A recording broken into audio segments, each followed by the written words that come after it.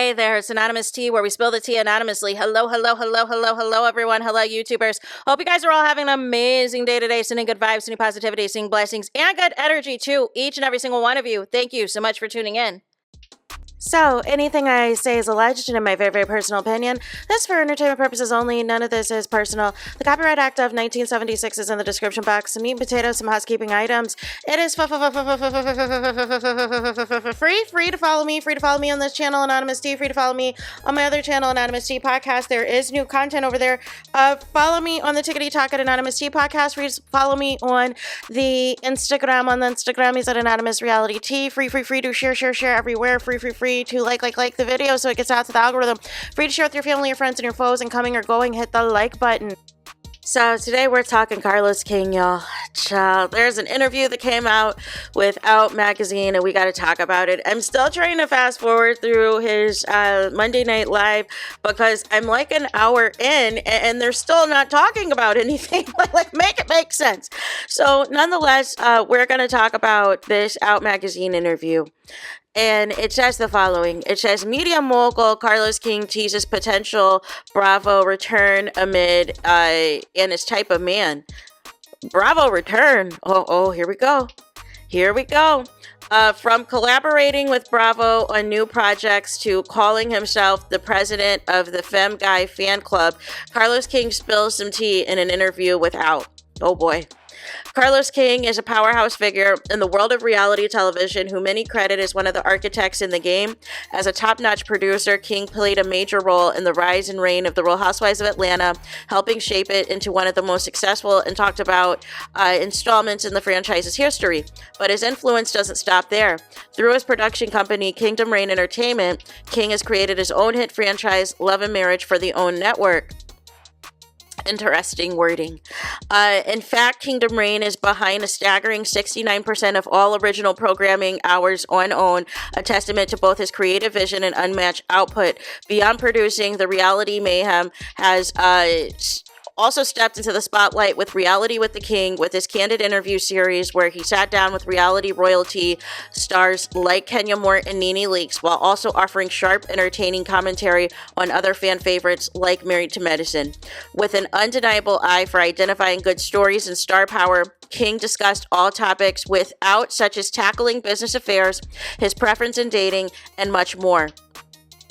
You have built an empire with Love and Marriage. Is there a secret formula to your success, or is there an element of magic that just can't be replicated? Carlos King says a little bit of both, if I'm being completely honest. There is a method to the madness of creating successful shows. Sometimes you feel like, okay, this is the best cast to enter in the first season, and you make changes along the way. Particularly with Love and Marriage Huntsville, this is the first Black reality show where the forefront is couples who are equal in terms of position. No, Carlos! No, this was the problem. The problem is you were presenting everyone as equals. No. You literally spent 9 seasons attacking Mel and Martel's marriage and until y'all couldn't do it no more, even after the divorce. There was no equal nothing. On a lot of shows, you either have a co-ed dynamic between friends or the show is dominated by women and their husbands just make appearances. This is the first one where women and men are married to each other, and this is the conceit of the show. They're both equal in terms of the position on the show. Now, I will say that. It sounds like they're paid as couples or whatever, but they're not equal in terms of everybody's a power couple, everybody's making the same money. No. I wanted to explore the real world, and in the real world, men are in women's business, and that is okay. As far as formula, I'm great at finding a star. Oh, here we go. I can spark a star in 2.5 seconds or less. I do have that gift to where I know someone's destined to be on television, when someone is destined to be famous, when someone is destined to be successful or not, just in front of the camera, but also behind the scenes. I'm really able to look at somebody and say, you're meant to be on television. Sometimes folks ain't meant to be on TV, and that's all right.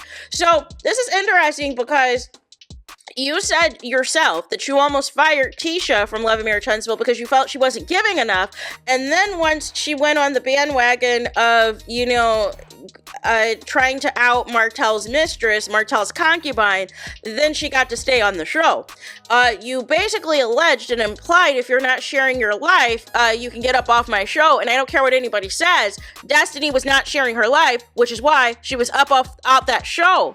And Melody Cherie Rogers was the only person who was consistently giving her all onto the show, giving all of y'all checks, feeding all of y'all content and everything else.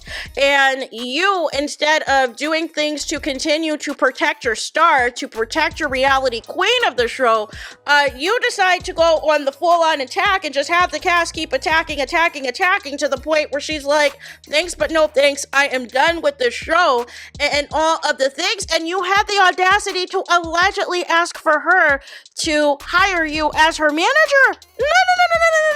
Oh, so you could keep her pigeonholed and attached to Love and Marriage Huntsville and not have the opportunity to expand or to enhance herself or enhance her surroundings and better herself. No. So nonetheless, you've had to make tough calls as a producer. Was there ever a time you went on to regret casting someone on the show? There have been one or two occasions where I'm like, okay, we tried, it didn't work out. My additional gift is being able to see the best in people who may not see it in themselves.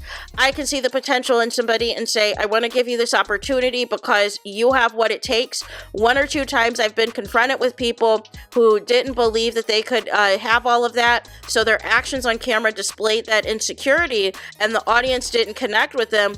In those moments, you pivot. That's all you can do. Well, that's plenty of your stars, Carlos King. Like, if we're going to keep it a buck. You've interviewed a lot of Bravo celebrities. The opportunity ever came, would you return to Bravo in any capacity, or has that chapter closed for good?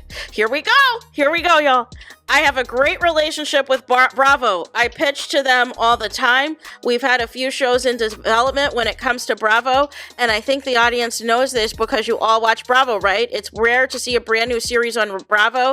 You either have their franchises of Real Housewives or Below Deck. We now have the spinoff of Vanderpump Rules called The Valley. It's rare to see a new show, but my relationship with Bravo is outstanding. When it comes to me coming back to Bravo, the answer is yes. The biggest question people ask is, will I ever return to Real Housewives of Atlanta? The answer to that is I'm no longer a showrunner. No. We're playing semantics. I own a production company. Anything I do in my life at this point, my company has to come along with it. Bravo knows that. I have an amazing rapport with them. I just met with them last week to discuss a show, so anything is possible. You're known for asking some of the tough questions. What's an answer from a reality star that genuinely left you shocked due to how unexpected it was? My interview with Jocelyn Hernandez left me completely shocked due to her honesty on everything. It was refreshing. Garcelle is beloved on Real Housewives of Beverly Hills, but some fans feel like she holds back. Do you think she really clocks in, or she's just playing it safe? I definitely think she clocks in for sure. I enjoy that she asks the real questions. You're expanding Kingdom Reign Entertainment and your own reach. What is the most unexpected challenge between growing from TV producer to a full-fledged media mogul? The biggest challenge is the fact that the anonymity is obviously gone, and I'm no longer able to hide behind just doing the show when I'm out. Well, Carlos King, this in part is due to you. You wanted to be front and center as well. Like let's just call it for what it is. You wanted to be front and center. Like let's just call it for what it is. You wanted to have your own podcast. You wanted to have your own YouTube platform and be a content creator. You want to be the person that is considered to be the face of everything and all the things. So you've done that, right? Now I'm obviously the face of all my shows, and I'm pretty much the face of Black reality TV. Here we go. How could that be the case when the highest rated Black TV reality shows have nothing to do with you, such as Real Housewives of Potomac, such as Real Housewives of Atlanta, such as Married to Medicine? Like what show of yours is pulling in those types of views?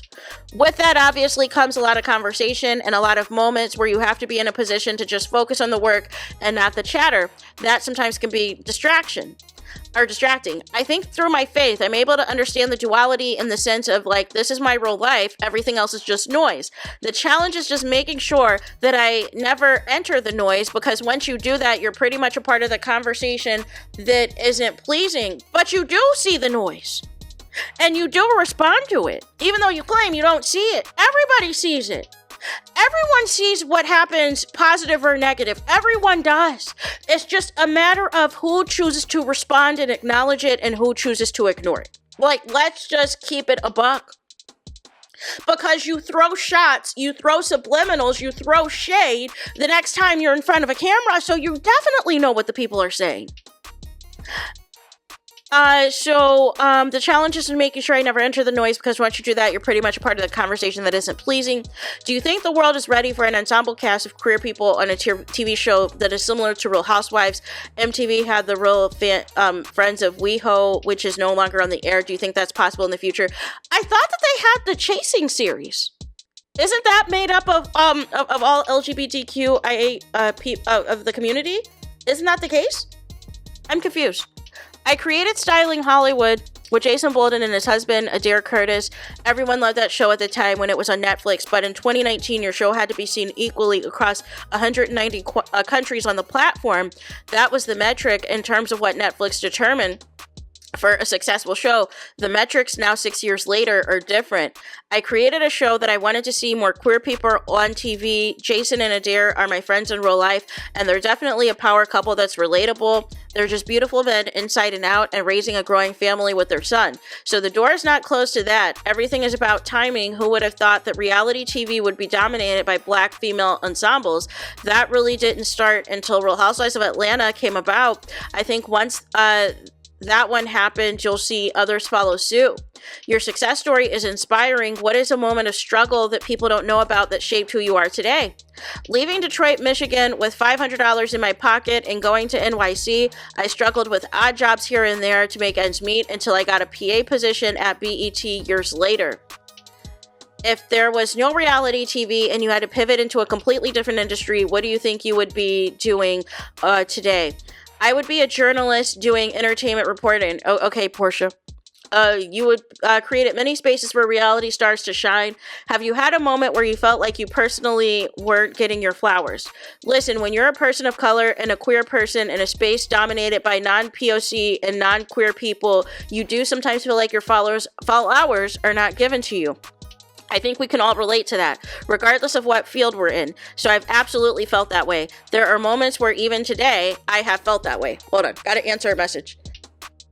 Carlos King says, I also strongly believe that anybody that works hard, does great work, and sometimes feels like they're not being seen or given their flowers.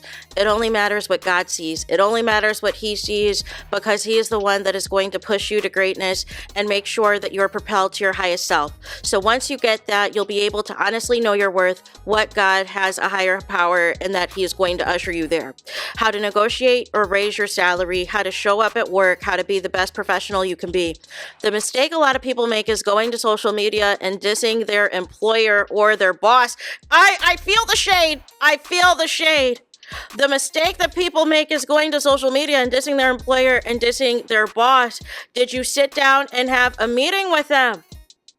So, Carlos King, when Mel sat down with you at the Reality with the King, the first live show that was sold out 10 times over, to the point not even all the Mel supporters and the Millimeters could even attend, and y'all had to keep expanding ticket prices, and still not everybody could attend. And Mel sat there in front of your face and said, Carlos King, I do not feel protected. Carlos King, my ex-husband Martel is making my life an HELL. Carlos King, I thought you knew a lot of the behind-the-scenes stuff that was going on, to the point that I had to hire extra security. Carlos King, Martel should be fired. Carlos King, I am literally emotional. I'm literally crying my eyes out. And Carlos King is like, well, I'm not as involved in the show anymore. And then brings out Sonny and Moses. No. And then decides right then and there, I'm going to destroy this woman. I'm going to go on a full-on attack on the Millimeters and Mel supporters. I'm going to attack every single aspect of Mel's existence. We're going to come up with some disgusting allegations to the point Mel will not want to come back to the show. Make it make sense? You see, a lot of professionals go on TikTok and do TikTok videos. Do you want the flowers or do you want the attention? You can't have both at the same time, so choose what you want and then show up to receive it. What's a Bible verse you believe the world should hold on to, especially during these times, as you know, with Trump in office, to stay faithful and prayed up? Psalm 37, delight yourself in the Lord and he will give you the desires of your heart. That is one of my favorites. I'm not surprised, Carlos. Also, a second one, I like 2 Timothy, chapter 1, verse 7. For God has not given us a spirit of fear, but of power and love and a sound mind. Those are powerful attributes to a person. Fans always ask about Nene Leakes getting back on Real Housewives. You said you're hopeful, but do you really think we'll see her back on the show? And if you think so, will it bring an old school Housewives feel? I love Nene. Now, Carlos, there was some issues with you and Nene to the point that you did not have her on Nightcap, a part of the OG Atlanta Housewives. Let's keep it a buck. Y'all were not always on the same page. I am somebody who wants what Nene wants. I've never asked her if she wants to go back. I don't know if she wants to. Okay, Carlos, you're the king of reality TV, and you have not been seeing these interviews featuring Nene Leakes where she said that she would be open to a return to Atlanta. Like, is this what we're doing? The king of reality TV, you're a personal friend of Nene Leakes. You are aware of her new podcast show, YouTube show that she's got going on, and advice that she's given you, and advice you've given her, and you have no clue on whether or not she wants to come back to Atlanta. I don't buy it. I don't know if she wants to. If that's something she wants to do, I would love to see it. I think the audience wants to see it. She is the greatest reality TV star of all time. She is the greatest housewife star of all time. She will always be the face of that show. I'm a firm believer in doing what works for you at the time you are in your life and in your season. I don't always think the answer is going to be backwards, but that is my opinion. I'm not saying that is the case when it comes to her, but I believe in someone propelling into unforeseen hype that could create another space. Seeing Nene have the Nene Leakes show on YouTube and me being her first guest and that episode already reaching over 400,000 views in less than a week, it shows that she has something special on her own. I want to see Nene continuing to do stuff like that. She is a force multiplier on her own and a force to be reckoned with, and I want to see Nene do more ownership stuff. Kenya Moore's future with Real Housewives of Atlanta has been in question. Do you think that things will change and that Bravo will understand the value in bringing her back? Kenya Moore is my friend. She is like my family. She is my sister. She is also one of the greatest reality TV stars of all time. I can't deny that the camera loves her, and you can't deny that she is great at her job. So I would love to see her back on the show again. If that's what she wants, I will start there. These past 2 episodes, which I love, by the way, she's just been a star the whole time and fun to watch. Her scene with Portia was great, and it made me mad because I wanted to see more of them. These are 2 titans who were enemies and now are friends and couldn't be frenemies. So I'm so mad we're not going to see the fullness of that relationship building. Kenya Moore is somebody who deserves to be on everyone's television screen. She's the sheer definition of a star. Do you think Portia has the capability to lead the show into its new era? Portia is a force multiplier. The camera loves her. Miss Thing clocked in the first episode and read Drew for filth, and I love Drew. And even Drew gagged and said, well, bleep, girl. She's vulnerable. She wears her heart on the sleeve. She shows up. She's present. She can anchor any show that she is on. Toya Bush Harris threw shade at some of the housewives ladies having too much Botox and filler. Was she out of line, or would you deem that as fun shade? I love Toya, and that's my Detroit sister, but I didn't like it. Only because I wouldn't want any girls in any other shows to say that about the Married to Medicine cast members' looks. So this is interesting because you literally just had Kimmy on the reunion for Love and Marriage Huntsville accuse Mel of having a BBL. Isn't that associated with her looks? Make it make sense. So now you don't want people to say anything about people's looks, but it was okay for Kimmy to accuse Mel of having a BBL, to deflect and talking about her husband's DUI. Make it make sense. My philosophy is to throw shade or fun shade during the scenes. If you keep it focused on the scene, then that's fine. But when you go too far and it's not about the scene, it's about somebody's looks or someone being a bum, I do think there are certain lines that shouldn't be crossed. Well, why was it okay for GROOMING allegations on the last Love and Marriage Huntsville reunion? Like, I can't with the hypocrisy of it all. Can you make it make sense? And then it says a clip of you on her show went viral. You talked about wanting to cater to your man and show up for him and how you'd want to provide for your man. What does it look like for you looking in a relationship? I don't believe in gender roles. I think one of the biggest mistakes queer men in same-sex relationships make is trying to adapt into what heterosexuals do in their gender roles relationships, which is the men do this, the women do that thing. That doesn't apply to us because we're two men in a relationship. I am who I am. I'm a leader. I'm somebody who takes pride in making sure that my man has a stress-free life. I'm a spiritual person, so I pour godly verses into them. That could also mean financial freedom in terms of living a great life. But you say all the time, Carlos King, that you basically want to spoil your man and you want your man to have a soft life. Like you don't want there to be, child. God has blessed me with everything that I have, and it's not meant for just me to keep to myself. If I'm in a relationship, I take pride in making sure that my man also lives a great life and isn't worried about paying for anything, because that is my job in terms of who I show up to be in a relationship. I'm somebody who likes to be a leader. I'm somebody who likes to guide, and that doesn't mean that my partner doesn't have a voice in the relationship. Of course, I want somebody to have a voice. It also doesn't mean that he doesn't work. For me, fundamentally, I'm a man who loves to take care of his man. That doesn't just mean financially, even though that's a huge part too. It just means that I want him to feel safe when he's around me, and when he's around me, he has nothing to worry about. I think a black man deserves a soft life too. That's what he wants. That's what he'll get. I saw on your Instagram story you like pretty boys. What is your type of man? My type, he's beautiful inside and out. I like a good-looking man, but you could be good-looking on the outside and ugly on the inside, and you won't make it past the first date with me. As far as pretty boys, that could be subjective in terms of what constitutes a pretty boy. I do like a good-looking man who is good-looking to me. I do like a man who I find attractive. I am a man who has a personality, who's extremely confident and shows up that way. I'm into feminine guys for sure, and I think they don't get love in my opinion. Carlos King is an attractive, for, what did it say?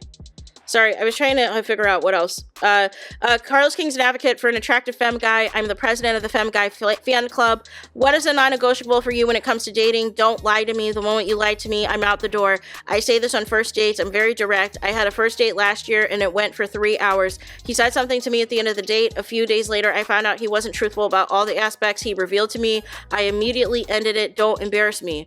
I don't know what type of fitness routine you're doing, but the chest is big and the arms are big. What's the secret to having a Carlos King body? The secret to Carlos King's fitness body is the fact that I work out 6 days a week. I'm vegan, so I have a plant-based diet. I don't eat sugar. I try to stay away from carbs a lot. I do cardio. I lift weights. I am just a workout fanatic.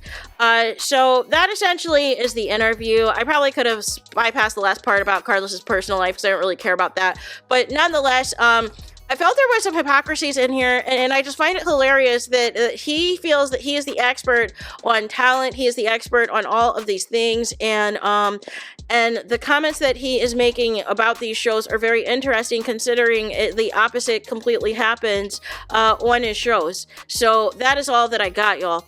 Let me know what you think in the comments, and please do not forget to like, comment, and subscribe. Hit the notification bell so you're notified the moment I post new content on my channel. And with that being said, I'll talk to you guys again very soon.